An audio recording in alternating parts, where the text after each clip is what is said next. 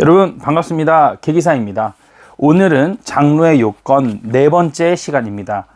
저번에 이어서 당신은 남성이다 라는 소챕터 주제로 시작해 보도록 하죠. 지금쯤 분명히 해둘 것이 있는데 나는 솔직하게 말하겠다. 하나님은 남자를, 오직 남자만을 교회의 장로로 부르셨다. 다음에 몇 가지 논평을 생각해 보라. 우리가 살펴본 대로 바울은 각각 다른 맥락에서 감독이 한 여자의 남자여야 한다고 두 번 말했다. 어디 나옵니까? 디모데전서 2장 12절에 나옵니다. 바울은 감독에 대해 논하기 직전에 여자가 가르치는 것과 남자를 주관하는 것을 허락하지 아니하노니 이렇게 나왔어요. 여러분, 여자 목사가, 여러분 요건 조금 사이드 이야기인데요, 여기서 반드시 다루고 가야 될 것 같아요. 여자 장로가 있거나 또는 여자가 목회하는 경우, 이런 경우가 있어요. 이것이 잘못됐다, 잘됐다 라고 교파마다 차이가 분명히 있습니다. 그런데 이것은 저는 이렇게 주장 조심스럽게 드릴게요. 저는 잘못됐다라고 성경에 입각해서 말씀드리고 싶습니다. 이렇게 말하면 사실 저를 지지하던 분들 중에서도 난 저건 동의 못하겠다 함으로써 이렇게 좀 배척하신 분들이 계실 수 있는데도 불구하고 제가 이렇게 말씀드리는 건 성경에서 그렇게 말씀하셨기 때문에 여러분들께서 양보하시고 받아들여 주시는 것이 더욱더 감사할 것 같아요. 디모데전서 2장 12절에 분명히 나오잖아요. 가르치는 것과 남자를 주관하는 것을 허락하지 않는다. 이게 무슨 얘기냐면요, 교회의 리더가 되는 거에 대해서 이야기하는 거예요. 그래서 가급적이면은요, 교회에서는요, 여성을 어떤 리더로 앉혀놓거나 장로로 앉히거나 이런 거에 대해서는 절대적으로 그 허락이 되지 않습니다. 왜 그럴까요? 글쎄요, 그 왜 그럴까요에 대한 부분들은 아마 바울께서는 성경신학적으로 남자가 여자의 머리가 돼야 된다라는 창세기 때부터 있던 부분에 있어가지고 이제 그 말씀하신 거일 테고요. 여성들이 아무래도 꼭 그렇게 한 건 아니지만 여성분들이 아무래도 지구력이나 이런 것들이 남성분들보다 다소 좀 부족한 거는 사실인 거거든요. 서로가 부족한 부분이 있어서 서로가 채워지는 거잖아요. 그래서 둘이 한 몸을 이뤘을 때 완벽해지는 것이 성경에서도 말씀하신 것처럼 아마 여성분들에게 부족한 부분이 있는데, 그러한 부족하신 부분들이 아무래도 교회에서 뭔가를, 교회 활동과 교회의 부흥과 그런 것들, 하나님 나라를 건설하는 데는 조금은 부족한 것이 많지 않을까, 그런 취지에서 아마 이렇게 말씀하지 않으셨을까, 이렇게 생각이 들어요. 인접한 맥락을 고려할 때 2절은 최소한의 감독의 역할에 적용되어야 하며 가르치는 것과 건의를 행사하는 것 둘 다 근본적으로 감독의 역할로 규정한다, 이렇게 나왔어요. 그러니까 여성 목회 절대 반대라고 이야기를 해야 되고요. 총신대 라인 쪽에서는 노회에서 결정이 난 바가 예수님 오실 때까지 여성 목회는 금지라고 몇 년 전에 못을 박았죠. 아주 훌륭하죠. 바울은 한 교회를 이끄는 것을 한 가족을 이끄는 것과 연결시켰다. 하나님이 결혼과 양육을 이끌어 가도록 남자를 부르신 것처럼, 에베소서 5장 22절에서 6장 4절까지입니다. 읽어드릴게요. 아내들이여 자기 남편에게 복종하기를 주께 하듯 하라. 이는 남편이 아내의 머리됨이 그리스도께서 교회의 머리됨과 같으니니 그가 바로 몸의 구주시니라. 그러므로 교회가 그리스도에게 하듯 아내들도 범사에 자기 남편에게 복종할지니라.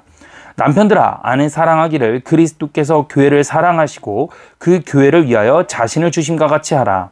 이는 곧 물로 씻어 말씀으로 깨끗하게 하사 거룩하게 하시고 자기 앞에 영광스러운 교회로 세우사 티나 주름 잡힌 것이나 이런 것들이 없이 거룩하고 흠이 없게 하려 하심이라. 이와 같이 남편들도 자기 아내 사랑하기를 자기 자신과 같이 할지니 자기 아내를 사랑하는 자는 자기를 사랑하는 것이라.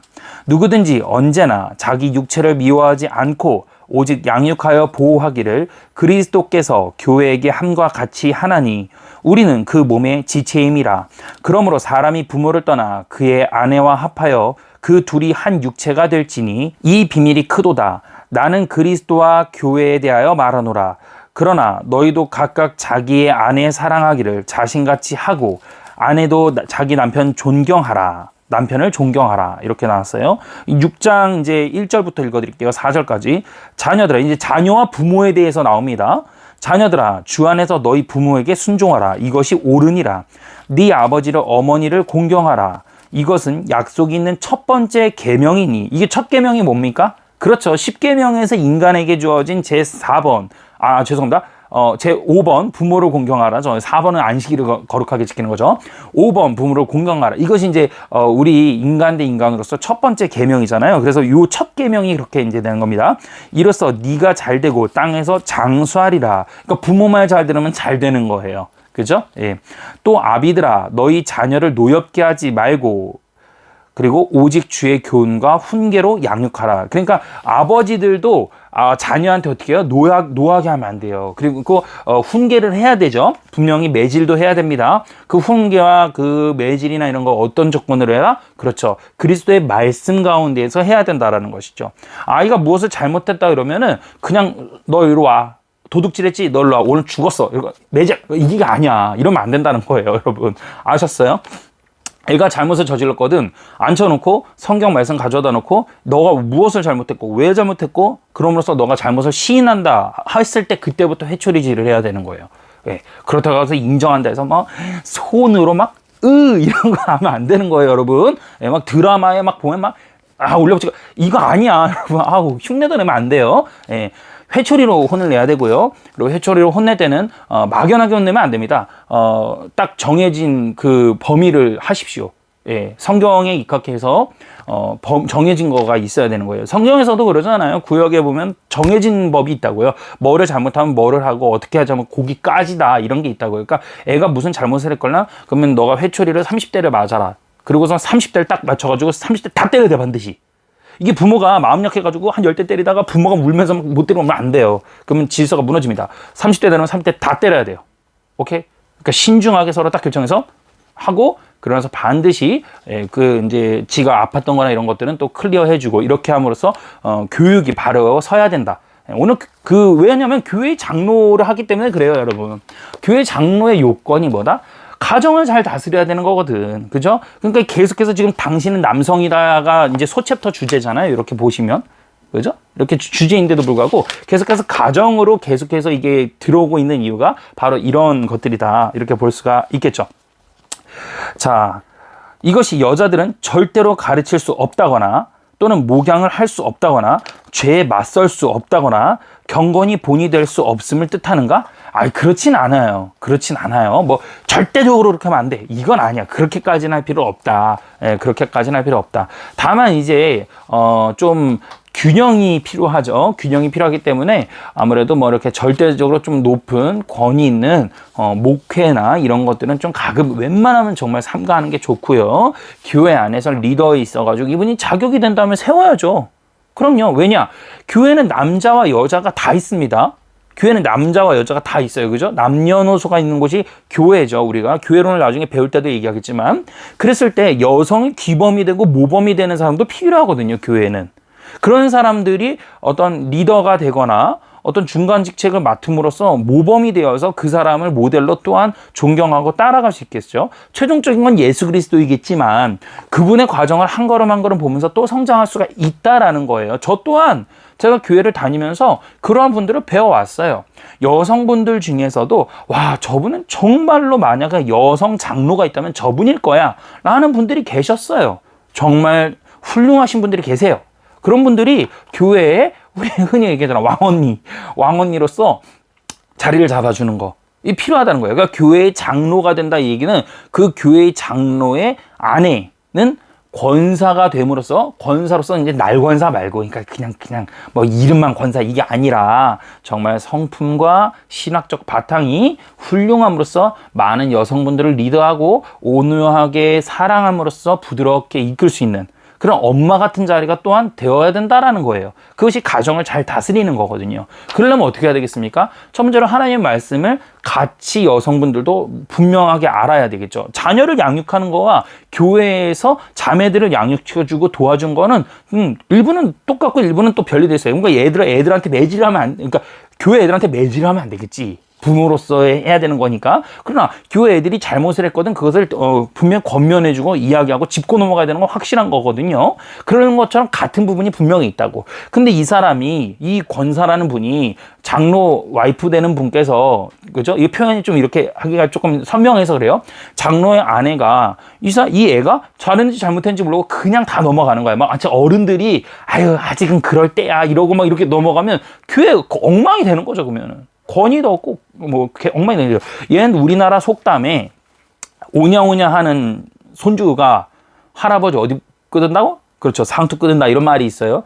교회 똑같아요. 교회도 오냐오냐 계속해서 이게 죄가 뭔지도 모르고 가르치지 않는 거예요. 그러니까 어떻게 되는 거예요? 나중엔 그 사람이 누굴 잡아요? 담임 목사님 멱살 잡는 거예요. 여러분. 그러니까 교회에서 목사님이 장로를 바르게 세우고 그리고 그 장로 또한 바르게 가야 되는 거지. 그래야지 그것이 부메랑 효과가 안 나와요. 제가 이 교회 장로 하면서 처음에 얘기했던 거가 뭐였습니까? 성도님들께서 이걸 많이 보셨으면 하는 게 이유가 뭐였죠? 부메랑 효과로 돌아온다 그랬어요. 그 목사님이 만약에 누가 교회 돈을 많이 내, 헌금을 많이 해. 그래서 일단 그 사람을 세운다. 그 어떻게 되는 거예요? 부메랑으로 돌아와요. 그 목사님 멱살 잡습니다. 분명히. 이런 것들 되면 안 된다. 이건 개혁이 아니다. 그런 교회 치고 개혁교회라고 하면 된다 안 된다? 안 된다. 절대 안 된다. 그겁니다. 당신은 당신을 인도하고 만들기 위해서 하나님이 사용하신 경건한 여자들을 떠올릴 수 있을 것이다. 내 경우도 마찬가지다. 그러나 장로직은 하나의 은사나 하나의 사역 이상이다. 장로는 특정한 직분이고 하나님이 맡기신 역할이며 지역교회라는 조직화된 구조 내에서의 구별된 직위다. 이는 마치 아버지가 가족 내에서 구별되어 하나님이 맡기신 위치에 있는 것과 같다. 하나님은 아버지의 역할과 마찬가지로 장로의 역할에 대해서도 자격 있는 남자들을 주권적으로 부르신다. 6번째, 당신은 확실히 자리 잡은 신자여야 한다. 바울은 새로 그리스도인이 된 사람이 장로로 섬기는 것에 반대하며 다음과 같이 경고했습니다. 디모데전서 3장 6절입니다. 새로 입교한 자도 말지니 교만하여져서 마귀를 정죄하는 그 정죄에 빠질까 함이요. 때때로 우리는 새로 구원받은 그리스도인의 영적인 열렬함 그리고 신속한 변화, 두려움을 모르는 전도를 보면서 놀란다. 막 교회 들어오자마자 그런 사람 있죠. 막 봉사활동 막 하고 전도도 엄청 많이 하고 막 변한 것 같아. 이런 사람들 막 이런 사람들 있죠. 그런 사람들 시키지 말란 내용일 겁니다. 그러나 그렇게 새로 그리스도인이 되어서 에너지가 넘치는 사람을 장로직에 급하게 투입하는 것을 지양하라. 하지 말란 얘기입니다. 그는 앞으로 자라면서 검사받을 것이 많다. 장로라는 말에는 새신자에게 부족한 지혜와 경험이라는 의미가 함축되어 있다. 아하, 지혜와 뭐요? 경험. 이것이 뭡니까? 교회에서 부딪히는 거예요. 가령 예를 들어 볼게요. 교회가 지금 같은 때예요. 예를 들어서 코로나예요. 지금 2020년 11월 달입니다. 코로나로 인해 가지고 지난 9월 달, 10월 달 무렵에 나라에서 예배를 중지시키는 어떤 일이 있었죠. 그러했을 때 여러분 그냥 무조건 예 하고서는 안 할 것이냐. 또 교회에서 벌금 내린다니까 그 벌금에 무서워서 아유 그럼 도망가야겠다. 이게 답이 아니잖아요. 그렇다면 또 예배드린 거 가지고 또 뭐라고 할 것이냐. 그 사람들이 예배드린 거 가지고 어떻게 뭐라고 할 수 있겠어요. 순수한 그 마음을 하나님께 드려가고 있는데 아니 그러면 개혁주의 교회 안에서도 참된 교회 안에서도 어느 데는 예배드리고 어느 데는 예배를 쉬었단 말이에요. 그러면 둘 다 여기 예배 쉬었으니까 이번 기회에 구원 못 받아 이렇게 말할 수 있습니까? 참신자 아니야. 그렇게 말할 수 있습니까? 그럴 수 없지요. 그러면 또 이쪽에서 말하기를 저기는 나라에서 말이야 말하는 것도 기독교 강요적으로 풀어가면 나라에서 말하는 거는 또 하나님께서 다 주관하시는 건데 그거를 막 피해가지고 예배드려? 그럴 수 있어? 이렇게 말해도 안 된다라는 거죠. 절대적으로. 그죠? 그거 가지고는 얘기할 수 없어요. 근데 교리적으로는 어떻게 우리가 해석이 났습니까? 천재지변이라는 걸 통해서 전염병도 이 안에 들어가는 부분이 되니까 이 부분에 있어서 우리가 예배가 나라로 인해서 통제가 들어오니 우리가 좀 절제하는 방향으로 가자라는 것으로 많이 의견들이 좁혀졌죠. 그죠? 그렇다고 해서 또 그것이 옳으냐 틀리냐는 그거는 모르는 거예요. 그건 하나님께서 하시는 거죠. 그죠? 하나님 하시는 거예요. 그러면 하나님께서 천지를 다 주관하시는데, 그죠? 섭리 가운데에서 코로나도 하나님께서 하시는 건데, 그럼 그건 어떻게 얘기할 거예요? 하나님이 내가 예배 안 받겠다 이러면서 안 받으신다 그러면 어떡할 거야, 만약에. 모르는 거다, 그 부분은. 그런데 이러한 것에 있어서, 제가 오늘 주제는 그거가 아니니까, 그런 것에 있어서 교회의 장로가, 초신자가 딱 돼가지고 막 교회 장로 한 1년 만에 딱 됐어. 대박인데? 1년 만에 됐습니다. 그럼 어떻게 될까요? 이럴 때 난리가 나는 거죠. 성경에 대해서 모르고 경험도 없고, 그죠? 또 올바른, 여기서 나오지만 올바른 성품과 이런 것들이 나와야 되는데 그러한 성품들이 미약해지는 거죠. 그러면서 전투적으로 변하게 되고 인간적으로 일을 풀어가려고 하죠. 제가 일전에도 한번 말씀을 드린 것 같기도 하고 아직 여기서는 처음인 것 같기도 하고 그런데 장로라는 사람들이 장로회의에 들어가요. 그러면 장로라는 이 직책까지 올라왔을 때는 리더십도 있고 그래도 또 뭐 이렇게 하나님 말씀도 어느 정도 아는 사람들이 올라오셨단 말이에요. 그리고 교회 오래 다니신 분들이에요. 이런 분들끼리 모였어요. 그런데 회의가 열렸어요. 그러면 서로 의견이 달라질 수 있어요. 그럼 어떻게 해야 됩니까? 라고 여쭤봤죠, 제가. 그죠? 이분은 성향이, 기질 자체가 인간적으로 다른 걸 얘기하는 거예요. 죄를 얘기하는 게 아니라 이분은 뭐 좀 보수적이야. 이분은 좀 진보적이야. 이 교회를 이끌고 가는 방향이. 그럼 어떻게 얘기할 거냐고, 이거를. 그럼 둘이 싸워? 맨날? 들어갈 때마다? 아, 김장로 나랑 안 맞고 박장로 나랑 안 맞아. 뭐 이러면 싸워? 아니죠. 균형이라 그랬잖아요. 무엇보다도 중요한 건 서로 간의 양보와 사랑과 관용과 절제예요. 요 네 가지가 필요해요.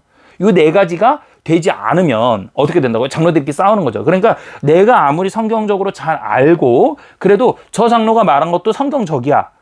일부 들어보니까 그것도 교리적으로 일리가 있어. 그러면 우리가 균형을 맞추는 거죠. 그러면 박 장로 제가 이렇게 할 테니까 우리 이렇게 하는 건 어떨까요? 그럼 박 장로도 그걸 듣고 그것도 좋겠네요. 뭐 저는 이렇게 했으면 좋겠지만 뭐 김 장로님 그렇게 말씀하시면 그럼 우리 이렇게 해가지고 그렇게 맞추죠. 이렇게 해가지고 균형 맞추게 갔을 때 그때 은혜가 있다라고 보는 거예요. 근데 이게 절제가 안 돼. 서로의 그 어떤 신앙의 그 뭐랄까 열매가 없어. 그럼 어떻게 되는 거야?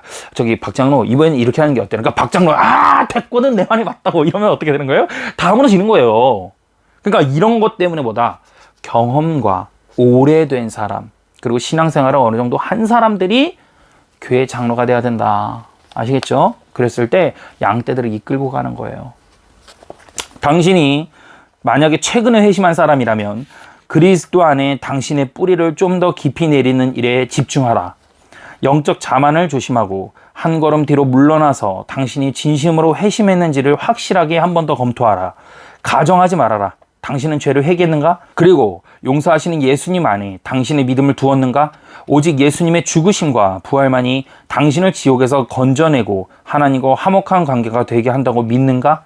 당신은 거듭났는가? 회심하지 않은 목사와 장로를 세우는 것만큼 교회를 망치는 일은 없다. 이거 되게 중요합니다. 그래서 여러분 장로 세우는 것이 엄청 신중한 거예요. 여러분 그냥 우리 교회 좀 이제 한 10년 됐는데 장로 세워야죠. 장로도 없이 뭐 하는 겁니까? 이거 아니라고요. 장로 없어도 잘 굴러가면 그냥 없이 가세요. 장로가 이분이 장로 되면 교회가 더 많이 은혜가 되고 부흥할 거야. 이런 사람 앉혀놓는 거지. 그 장로 공석인데 이거 아니에요, 여러분. 아셨죠? 제가 오늘도 이제 좀 얘기를 할게요. 뭐 어느 교회라고는 이건 조금 익명을 할게요. 요거는 개혁주의 교회인데 정말 좋은 교회예요. 정말 좋은 교회예요. 그 교회는 지금도 제가 알기로 한 14년 넘은 것 같아. 10년은 거뜬히 넘은 것 같아요. 뭐 확실한 것만 얘기할게요. 10년은 넘었어요. 확실하게. 제가 아는 거니까. 뭐 20년이 됐을 수도 있죠. 10년은 확실히 넘었어요. 장로가 없어요. 지금도. 성도가 몇백 명이에요. 거기 한 600명 정도 되는 걸로 알고 있어요. 개혁주의 교회고 아주 훌륭한 교회예요. 정말 뭐 개혁주의 안에서도 훌륭하시죠. 이런 교회인데 장로 없어요. 안 세우고 있어요. 그뿐만 아니고 거기뿐만 아니네요. 그리고 저는 인천에 사는데요. 인천에 있는 어떤 교회도 아직 장로 없습니다. 거기 한 120명 정도 되는데 거기도 장로 없어요. 거기도 지금 뭐 10몇 년이 넘은 걸로 알고 있거든요. 장로 없어요. 왜 없을까요? 근데 공통점이 있어요. 여기 목사님들께서 공통점이 뭐냐? 다들 훌륭하세요. 다들 훌륭하세요. 예. 제가 다니는 교회도 올해가 이제 8주년 들어갑니다. 이제 8살이 되어가요. 예. 장로에 대해서 아직도 우린 얘기가 없습니다. 성도가 120명인데 장로 한 2-3명 세워도 되는 거예요. 이 정도면. 아직 얘기가 없어요. 우리는. 예. 왜 그럴까요?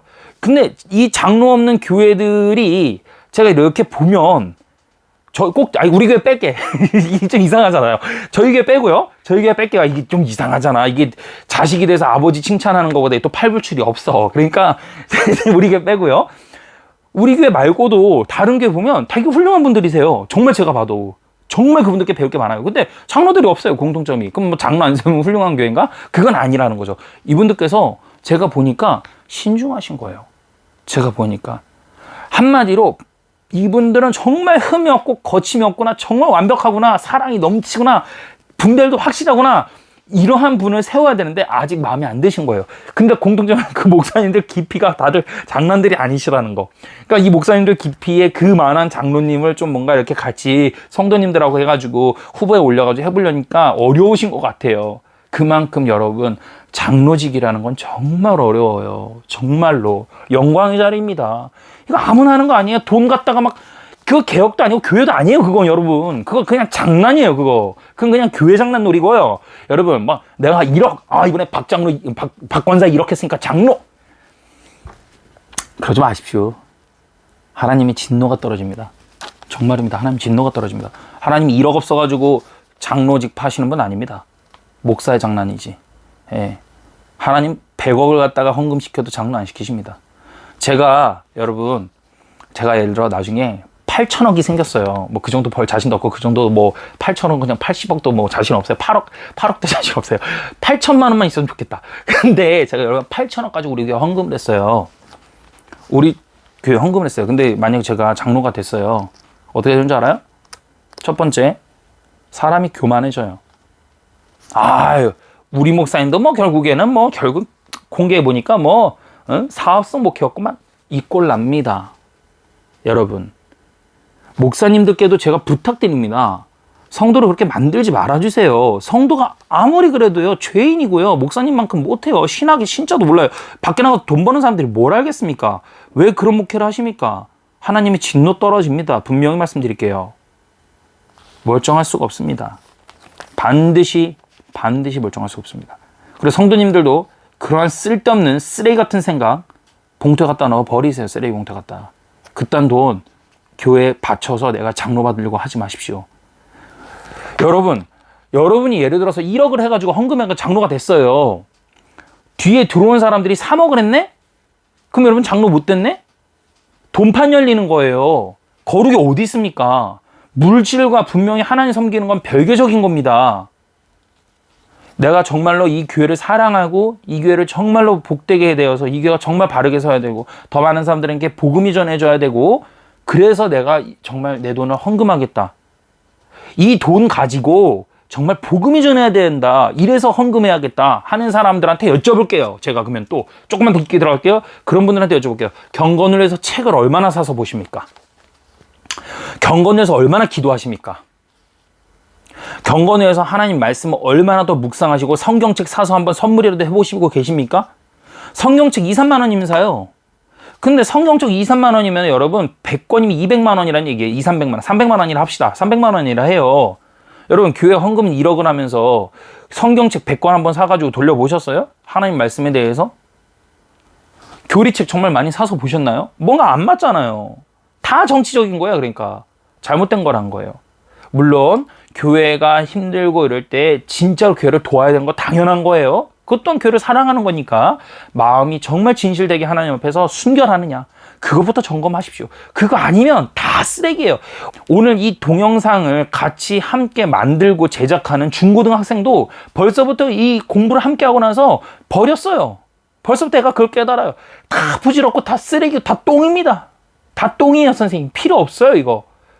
돈은 그렇게 버는 게 아니고 또 돈 또한 그렇게 쓰는 게 아니라는 걸 얘가 깨달았어요. 벌써 15살짜리 애가 그걸 벌써 깨달았어요. 성공하게 학교에서 그걸 배우고 달려가고 경쟁하는 그건 걸 버리고 얘가 가야 되는 건 오직 뭐냐면 성실하고 그저 주님께서 주시는 직장 범위 안에서 열심히 일하고 11조하고 감사하며 내 가진 건 모두 주님 겁니다 하는 감사함으로 살아가는 거, 경건함으로 살아가는 거, 이게 열매가 나오는 곳이 있다는 거예요. 벌써부터가.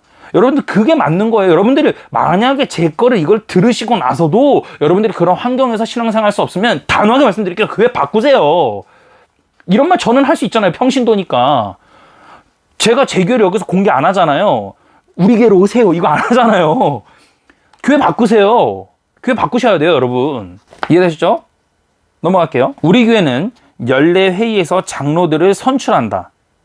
연례 회의에서 우리는 장로 후보자들에게 어떻게 회개하고 예수님을 믿게 되었는지 간증해 줄 것을 요청한다. 장로로 지명된 사람들은 종종 우리가 수년 동안 알고 지낸 형들이고 그 중에는 전에 장로로 봉사했던 사람들도 있다. 그러나 교회는 그들이 다시 한번 예수님에 대한 믿음을 고백하는 것을 듣기 원한다. 우리 교회가 언제부터 이 일을 실천했는지는 잘 모르겠지만 나는 이 일이 계속되길 원한다. 그게 당신입니까? 라는 주제로 제 1장은 마무리가 되네요. 나는 당신이 지금 당장 한 가지 일을 하길 바란다. 다음 장으로 넘어가기 전에 디모데전서 3장 1절에서 7절을 읽으라. 이 구절을 크게 소리내서 읽으라. 나는 지금 굉장히 진지하게 권하는 것이다. 필요하다면 아무도 없는 곳으로 가서 이 말씀을 큰 소리로 읽으라. 디모데전서 3장 1절에서 7절입니다. 미쁘다 이 말이여 곧 사람의 감독의 직분을 얻으려 함은 선한 일을 사모하는 것이라 함이로다. 그러므로 감독은 갑니다. 책망할 것이 없고 한 아내의 남편이 되고 그리고 절제하고 신중하고 단정하고 나그네를 대접할 줄 알고 가르치기를 잘하고 술을 즐기지 아니하며 구타하지 아니하며 오직 관용과 그리고 다투지 않고 돈 사랑하지 않고 자기 집을 잘 다스려 자녀들로 모든 공손함으로 복종하게 하는 자녀들이 모든 공손함으로 복종하게. 그러니까 자녀들이 교회 갔는데 저놈 새끼 인사도 안 해. 그런 부모님 볼 것도 없는 거예요. 여러분 좀 세게 얘기해서 미안해요. 자녀가 교회 사람들한테 인사도 안 하는데 뭐 집에서 얼마나 엉망으로 가르치는 거야. 그죠? 잘해야 할 짓이래야. 사람이 자기 집을 다스릴 줄 알지 못하면 어찌 하나님의 교회를 돌보리요. 나와 있어요. 그 다음에 또 하나 갑니다. 새로 입교한 자도 말고 교만하여져서 마귀를 정죄하는 그 정죄에 빠질까 함이로다. 또한 외인에게서도 선한 증거를 얻는 자여야 할지니니 비방과 마귀의 올무에 빠질까 염려하라. 16가지예요, 여러분. 이게 되는 사람을 장로로 뽑는 거예요. 장로 아무나 되는 거 아니에요. 여기에 단 한 구절도 교회에다가 헌금 많이 하는 사람, 교회 물질을 많이 바치는 사람이라는 건 한 구절도 없어. 한 구절도. 근데 오늘날 한국교회는 돈으로 장로를 삽니다. 기도 많이 한다 해가지고 장로 되라. 이런 얘기 없는데? 여기?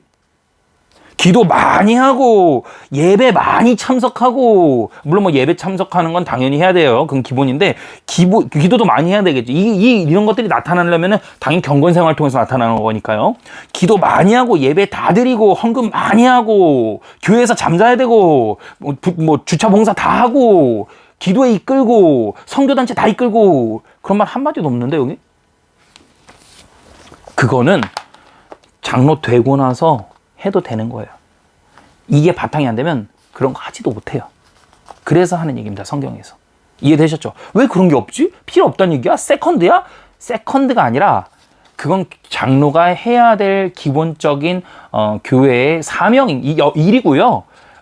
장로의 기본적으로 덕목이 이게 돼야지 그거를 맡아서 할 수 있어요. 이해되셨죠? 이게 안 되면 장로 못 됩니다. 돼봤자예요. 다 무너집니다. 이것은 내가 목사 안수를 받기 위한 면접을 할 때 한 사람이 내게 요구했던 것이다. 그래서 나는 성경을 펼쳐 그 사람과 방에 있던 사람들 앞에서 디모데전서 3장 1절에서 7절을 소리내서 읽었다. 다 읽고 난 후에 그 사람이 내게 말했다. 읽어주셔서 감사합니다. 저는 한 가지 질문만 하겠습니다. 그게 당신입니까? 그러고 나서 그는 자리에 앉았다. 예수님의 교회를 이끌기 원하는 사람은 예수님 닮아야만 한다. 예수님이 이 모든 성품들을 구체적으로 나타내신다. 양은 목자장의 선명한 자취를 아랫 목자를 지망하는 사람의 삶과 성품에서 발견할 수 있어야 한다. 그래서 나는 당신이 방금 읽은 장로에 대한 설명에 기초해서 묻겠습니다. 그게 당신입니까?